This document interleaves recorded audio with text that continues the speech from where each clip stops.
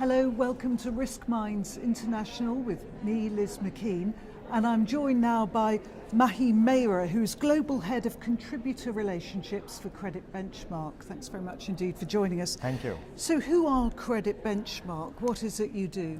The best way I think to describe it, Liz, is we are a data analytics company and we work in the field of credit risk.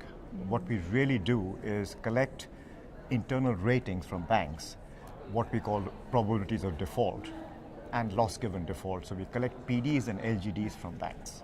That's what we do. And could you elaborate on the Credit Benchmark database? So, like I said, we collect these PDs and LGDs.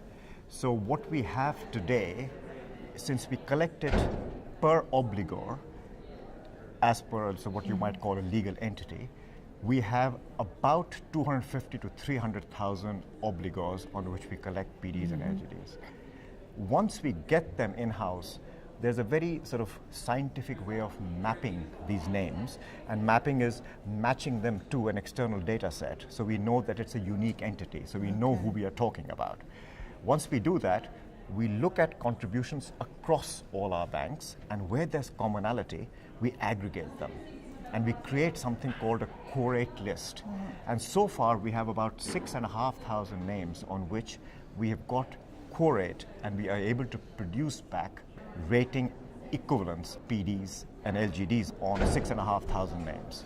So you're able to offer something quite different, but what's in it for IRB banks to take part? What do they get from it? Well, that's a very interesting question because, I mean, it's a difficult challenge to get anybody to part with anything, and getting banks to part with their internal data is actually quite challenging. But what they get from this is an ability to benchmark themselves with what like-minded people in the financial markets are thinking. So this is, if you think about it, every bank has got an internal rating methodology. Every bank has a view on risk on a per obligor basis. If I worked in a bank, I would only know our view. But what we can do with this is now get a sense of what other banks are doing. So it allows us to benchmark effectively our risk. So when I say they benchmark risk, what they're doing is comparing their own internal views to the views of the street, what like-minded banks are thinking. Now the key here is every bank is taking risk on their own view. So it's what you call, they've got skin in the game. So there's a little bit of integrity in these models. So what we do is, since we are benchmarking them, it allows banks to calibrate their models better.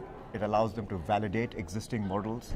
It allows them to see early warning signs, because if they've missed something and the market is changing rapidly, it allows them to see what's going on. In other words, it's a testing mechanism for them to go back and continuously test their own underwriting standards to see where they may or may not be missing things. So that's why I think it becomes really relevant for banks to join and participate. Sure, and are there any other kind of benchmarks that the banks would need? Well, actually what banks would really like is benchmarks on an individual obligor basis. They would like benchmarks on portfolios. They would like benchmarks on models, etc. So there are several kind of benchmarks that banks would use for creating and validating their internal risk. And what other use cases are there, particularly in relation to recent regulatory changes?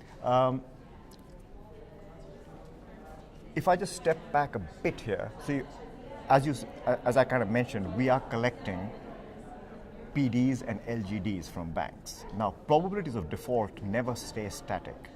They move from one time period to the other, so they could become worse or they could become better. Now what these things are called credit transitions. Now since we collect data from our banks on a monthly basis, we are mapping these credit transitions obligor by obligor, sector by sector, geography by geography across time periods. These transitions are very useful for the recent regulations like IFRS 9, CECL. So there's a lot of new regulations that are actually being impacted in banks' workflows, and our data can really help in them. And you've talked about this expanding database. Where would you like Credit Benchmark to be in 3 years' time? Well, we want to rule the world. Sorry, that's just tongue in cheek.